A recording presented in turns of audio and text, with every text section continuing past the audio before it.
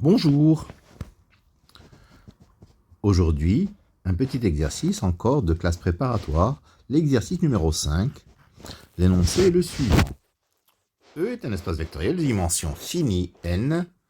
F est un endomorphisme de E. Nous souhaitons montrer l'équivalence ker de f carré égale ker de f équivaut à im de f et ker de f sont supplémentaires dans E. Alors, comment allons-nous faire? Donc, nous allons montrer l'implication dans un sens et l'implication dans l'autre. Alors, 1 implique 2, ça veut dire que nous supposons que ker de f carré égale ker de f, et nous allons montrer que im de f et ker de f sont supplémentaires. Notons que nous avons toujours que ker de f est contenu dans ker de f carré.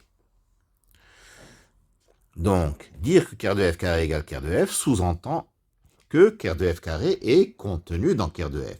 Donc nous supposons que ker de f carré est contenu dans ker de f, et nous allons montrer que ker de f et im de f sont supplémentaires dans E.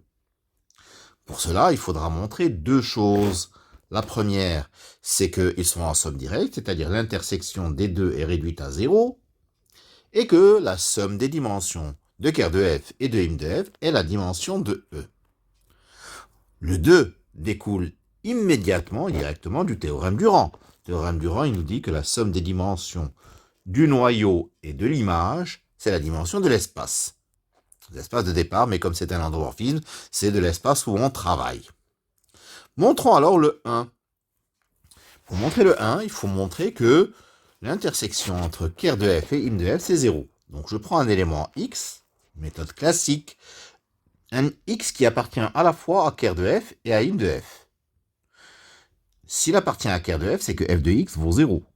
Et s'il appartient à im de f, c'est que il admet un antécédent par f, donc il existe un y dans E, tel que x égale f de y. Ben, si x égale f de y et que f de x vaut 0, c'est que f carré de y vaut 0. Et donc y appartient à ker de f carré. Mais ker de f carré est contenu dans ker de f. Donc y appartient à ker de f. Donc f de y égale à 0. Donc x égale à 0, parce que f de y, c'est x.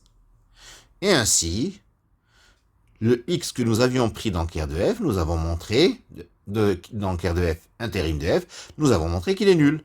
Par conséquent, ker de f inter im de f, c'est 0. Et donc, E est somme directe de ker de f et im de f, ils sont supplémentaires. Nous allons montrer à présent 2 implique 1. C'est-à-dire que nous allons supposer que E égale ker de f plus im de f, somme directe, et nous allons montrer que ker de f carré est contenu dans ker de f. Prenons donc un x dans ker de f carré.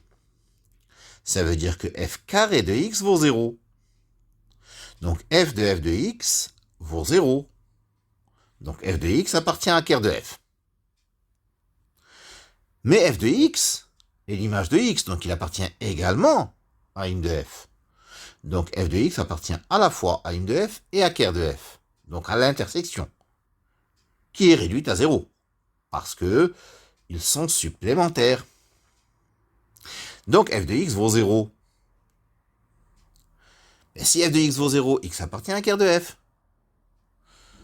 Donc le x que nous avions pris dans ker de f carré, en fait, il appartient à ker de f. Et donc, ker de f carré est contenu dans ker de f. Et ceci termine notre démonstration. Je vous remercie de votre attention.